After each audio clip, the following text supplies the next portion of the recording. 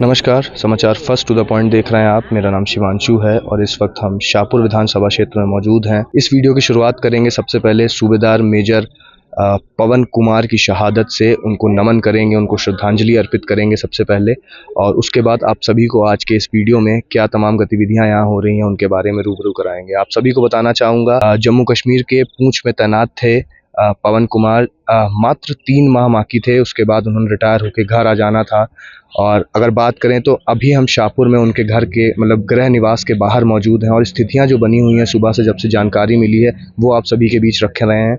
वहीं बात की जाए तो परिवार में और परिजनों में बेहद एक दुख का माहौल है, बेहद संवेदनशील ये भावना है इस वक्त की। वहीं बात करें तो हमने परिवारजनों से बात करने का प्रयास किया, उनके बेटे से बात करने का प्रयास किया, लेकिन गौरतलब है कि जिस भी बेटे का फादर उनका पिता नहीं रहता है, उसके पास बोलने को शब्द नहीं होते, तो उसने मीडिया से रूबरू होने को अभी तक मना कर दिया है। वहीं बात करें तो उनके पिता से हमने रूबरू होने का प्रयास किया, वे बहुत अधिक गौरवान्वित हैं। उनका ये कहना है कि हमारा बेटा जो हम नहीं कर पाए वो देश के लिए उसने वो करके दिखाया है। इसके साथ ही उनके जो पिता थे वो भी सेना से सेवानिवृत्त हुए हैं। वहीं बात की जाए तो अपने पीछे परिवार में पवन कुमार ने अपने पीछे अपने परिवार में अपने माता पिता, अपनी बीवी, अपने 2 बच्चे समेत, यानी 1 बेटी और 1 बेटे समेत पीछे छोड़ गए हैं। तमाम लोग यहाँ जो पहुँचे हैं, राजनीतिक तौर पे भी बात की जाए तो प्रदेश के मुख्यमंत्री, पूर्व मुख्यमंत्री, तमाम लोगों ने फ़ोन से सांत्वना और श्रद्धांजलि और नमन करने का प्रयास यहाँ उन्हें किया है, उनके परिजनों को किया है। इसके साथ ही इस मुश्किल घड़ी में उनके परिवार के साथ बेहद जो साथ खड़े होने वाली एक अपील है वो भी उनके द्वारा यहाँ की गई है। वहीं बात की जाए तो जो उनके पिताजी का कहना है, वहीं बात की जाए तो यहाँ पे कांगड़ा चंबा के जो सांसद हैं डॉक्टर राजीव भारद्वाज, वो भी यहाँ पहुँचे थे। उनका क्या कुछ कहना है, तमाम चीज़ें आप सभी के बीच रखते हैं। अपने देश के लिए, भारत माता के लिए, इस देश की मिट्टी के लिए, और पहलगांव में जो कायर आतंकवादियों ने देश की बेटियों का सिंदूर उनके सामने पहुंच दिया था, उसका बदला लेते हुए आज जिला कांगड़ा के सपूत सूबेदार मेजर पवन कुमार जी ने उसका बदला लेते हुए भारत माता के चरणों में सर्वोच्च बलिदान दिया है, सुप्रीम सेक्रीफाइस किया है। आज जहां ये पूरा क्षेत्र गम के माहौल में है, वहीं पूरे देश को, हिमाचल प्रदेश को और इस क्षेत्र को अपने सपूत पर नाज है, जिसने आज भारत माता के चरणों में अपना सुप्रीम सेक्रीफाइस कर दिया, सर्वोच्च बलिदान कर दिया। पाकिस्तान की ये जो कायराना हरकत है, इसका मुंह तोड़ जवाब हमारी भारतीय सेना दे रही है, हमारे वीर जवान दे रहे हैं।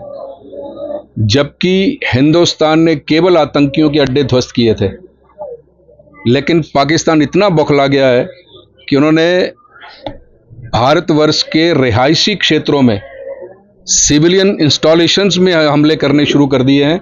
ये उसकी बौखलाहट का प्रतीक है, लेकिन मुंह तोड़ जवाब दे रही है देश की सेना। 5 अड्डे, उनके जो स्ट्रेटेजिक पॉइंट्स थे, उनको आज ध्वस्त कर दिया गया है सुबह, और इसी बौखलाहट में हमारे सिविलियंस पर, हमारी सिविलियन इंस्टॉलेशंस पर पाकिस्तान के कायर फौजी जो हैं वो हमला कर रहे हैं। इसका मुंह तोड़ जवाब दिया जा रहा है, आगे भी दिया जाता रहेगा। इस बार अंत किया जाएगा। एक ऐसा नेतृत्व दिल्ली में बैठा है, हमारे वीर जवान फौजी, हमारे कमांडर्स, इस बार ये निर्णय किया है कि इस बार हर चीज का अंत करके हटेंगे। सर, आज बहुत दुखद समाचार जो है वो मिला है। एज अ पिता आप कितना प्राउड फील जो है वो अपने बेटे पर कर रहे हैं? प्राउड फील तो है, अच्छी बात है, कोई बुरी बात नहीं है। उसने अपना नाम रोशन किया, हमारा भी किया है। उनको दुख तो अंदर होता ही, लेकिन दुख करके क्या करेंगे। आप भी सेना से रिटायर हुए हैं जी। कैसे देखते हैं, कैसी जर्नी जो है वो उनकी रही थी, आपकी क्या जर्नी रही थी, कितना चेंज आपकी और उनकी जर्नी में रहा? नहीं, मुझे तो कोई खास दिखाई नहीं देता, कोई चेंज तो नहीं है, वैसे की वैसे ही है। खास करके जो आर्मी के वही रूल रेगुलेशन है। हो सकता है कुछ चेंजिंग हुआ हो, इतना वो नहीं पता। लेकिन 3 महीने के बाद जो है वो घर लौट रहे थे, उनकी रिटायरमेंट थी। अब शब्द तो खैर हमारे पास भी नहीं है, लेकिन आप कैसे बयां अपने शब्दों? मैं उनको तो बयां कर ही नहीं सकता। लगभग मैंने 50% 90% बंदोबस्त कर रखा है उसका। यहाँ गया अभी रिटायरमेंट आना है। बहुत कुछ होता है ना, लगता है इधर उधर कोई आदमी बुलाना पड़ते हैं, सब सब हो गया था।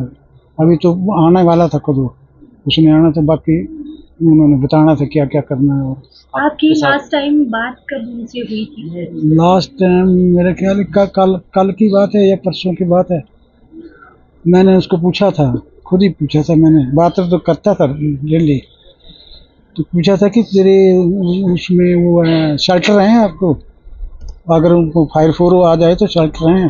बोला हैं, अंडरग्राउंड शेल्टर हैं, लेकिन हमारी बैरकें ऐसी बनी हुई हैं कि वो टूटती नहीं है, वो खतरा नहीं है, हमें शेल्टर में जाने की ज़रूरत नहीं। अभी लेकिन 92 में हो गए, अभी 32 साल होने के पूरे। हाँ, कौन सा होगा, अभी 32 साल हो जाने थे अगस्त में। क्या कहेंगे जो पाकिस्तान की तरफ से किया जा रहा है इस वक्त? पाकिस्तान की तरफ से तो मैं इनको तो दुनिया जानती है कि पाकिस्तान जैसा मूर्ख कोई कंट्री नहीं है, लेकिन क्या करें भाई, हमारे बस की बात नहीं है। मुख्यमंत्री ने ये दुख जताया, उन्होंने बस मैं आऊँगा, और दुख जताया उन्होंने कि हमें बहुत खेद है, लेकिन मुझे तो दुख भी है, खुशी इस बात की है कि मेरा बेटा हम नहीं कर पाए, हमारे बेटे ने कर दिखाया वो, इसलिए। सुबह कितने बजे जानकारी मिली थी आपको? 8:30 लगभग, इतना 8:30 पौने 9 होंगे शायद। कर्नल साहब ने फ़ोन किया था कल ये हेड इंजरी है, तो मैंने तो उसी वक्त समझ गया था भाई हेड इंजरी है, तो हेड इंजरी होगी तो आदमी बचता नहीं है। उसके बाद फिर वो नंबर चेक किया, उन्हें बोले नंबर भी सही है, फिर कहाँ फ़ोन किया, फिर बाद में एक लड़के, उन्हीं का फ़ोन था, लड़के का, मेरे का फ़ोन बजता था ना, उसको अटेंड नहीं कर रहा था कोई भी, फिर एक लड़के ने, किसी ने उठा लिया, फिर वो मेरे लड़के ने किया था, पोते ने, तो फिर पूछा उसने कि आप कौन बोल रहे हैं? मैं उनका बेटा बोल रहा हूँ। तो बेटा बोला ऐसे है कि झूठ क्यों बोलना है हमने, तेरे डैडी ख़त्म हो गए बस। तब फाइनल हुआ उस बेटे। लास्ट टाइम कब आए थे घर को? लास्ट टाइम मेरे ख्याल आए थे 3-4 महीने पहले आए थे 3-4 महीने पहले आए थे।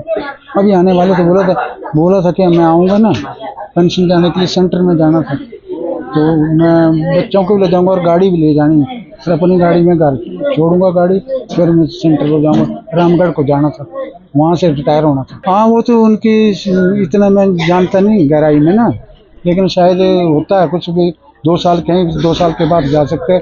उसके बाद उन्होंने बोला कि वो अम्बाला में थे, वो बोलता मैं चाहता हूँ कि मैं फील्ड एरिया में जाऊँ उधर, तो तब बोला, फिर आगे तो उनकी मुझे पोस्ट मिल गई है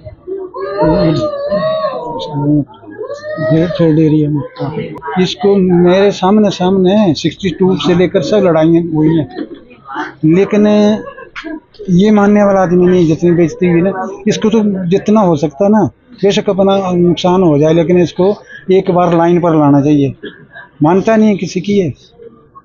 कोई होगा दुनिया में, कोई ऐसा आदमी है जो कि पूछ कर किसी को हलाल करता है?